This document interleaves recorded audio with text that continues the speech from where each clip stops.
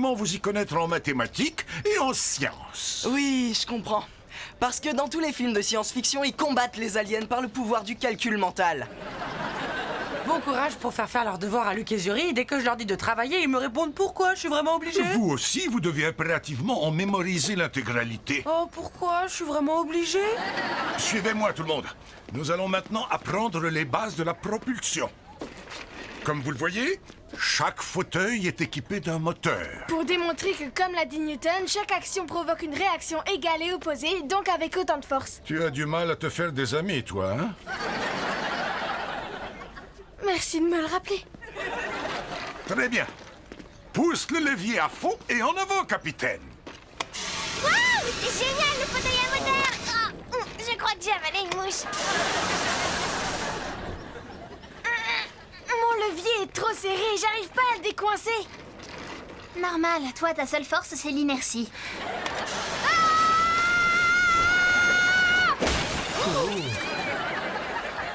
Ça, c'est fait. Et dites-moi, vous n'auriez pas plutôt un centre d'entraînement officiel? On en avait un, mais ils nous ont mis dehors. C'est devenu une patinoire. Alors regardez, ceci est un détecteur de radiation au cas où vous changeriez de cap et que vous dériveriez vers le soleil. Je vois, oui, les symboles sont explicites. Smiley content, smiley triste et smiley kiffon. Il manque le smiley terrorisé. Tu t'es enrhumé? Tu dois être allergique aux menaces de catastrophe imminente. Écoutez, maintenant je vais vous montrer l'outil le plus indispensable à bord de la navette. J'espère que c'est celui qui nous empêche de dériver vers le soleil. Mieux encore, le sac à vomi et à popo. Pour votre bien-être, je vous conseille de l'utiliser dans cet ordre. C'est dégoûtant. Je refuse d'utiliser les mêmes toilettes que Luc et vous voulez que je fasse vomito et popo dans le même sac. À tes souhaits, Ravi. T'es sûr que ça va?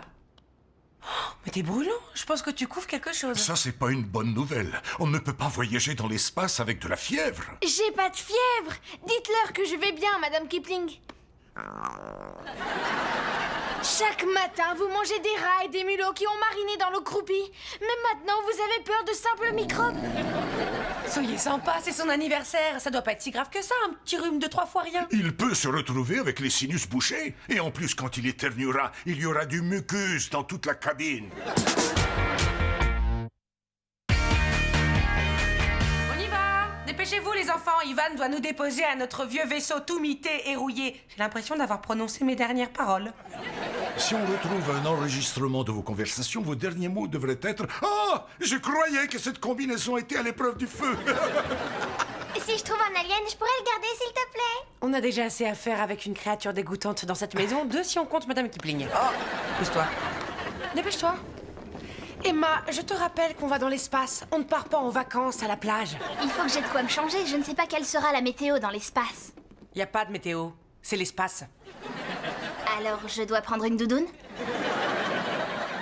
Je vous donne un billet de $100 si vous les expédiez sur la Lune. Bon, bah, amusez-vous bien. Pendant que je serai là, malade, coincé sur cette terre